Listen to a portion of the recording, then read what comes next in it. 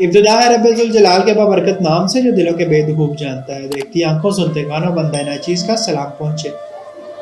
بچے کا آئیڈیل کسے ہونا چاہیے؟ ذرا توجہ کیجئے گا۔ والد کتاب پڑھنے میں مشغول ہے، والدہ کچن میں برتن دھو رہی ہے اور بچہ حال میں کھلونوں کے ساتھ کھیل رہا ہے۔ ٹیلی فون بجتا ہے، ماں کام چھوڑ کر ٹیلی فون کی طرف جانا چاہتی ہیں، لیکن والد ان سے پہلے ہی اٹھ کر فون اٹھا لیتے ہیں۔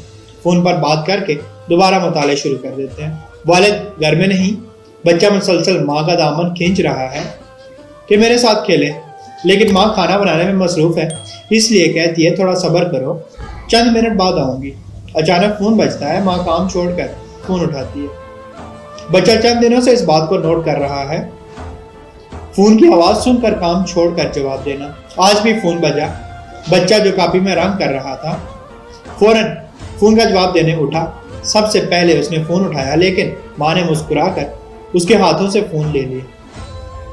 اب آگے دیکھیے، بچہ اپنی گاڑی سے کھیل رہا ہے، ماں کپڑے استری کر رہی ہے، والد صوفے پہ لیٹے اخبار پڑھ رہا ہے۔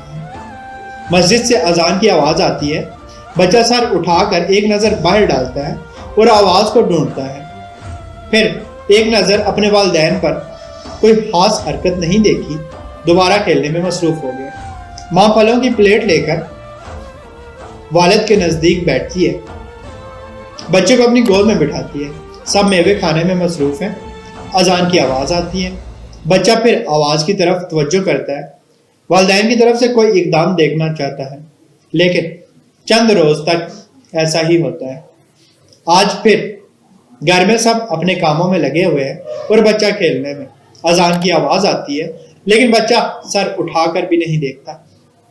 یہ وہی فرمان حضور اکرم صلی اللہ علیہ وآلہ وسلم ہے جس میں خبردار کیا گیا ہے بچے پاک فطرت پہ پیدا ہوتے ہیں، یہ ماں باپ ہیں جو اسے بے دین کرتے ہیں۔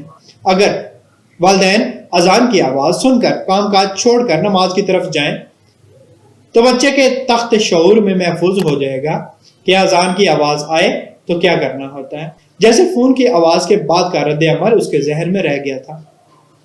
اسی طرح بچہ نماز سے آشنا ہوتا ہے اور بغیر بولے ہمارے عمل سے سیکھتا ہے۔ اللہ پاک سمجھ کی توفیق عطا فرمائے، اللہ پاک آسانیاں حاصل اور تقسیم کرنے کا شرف عطا فرمائے، آمین، جزاک اللہ۔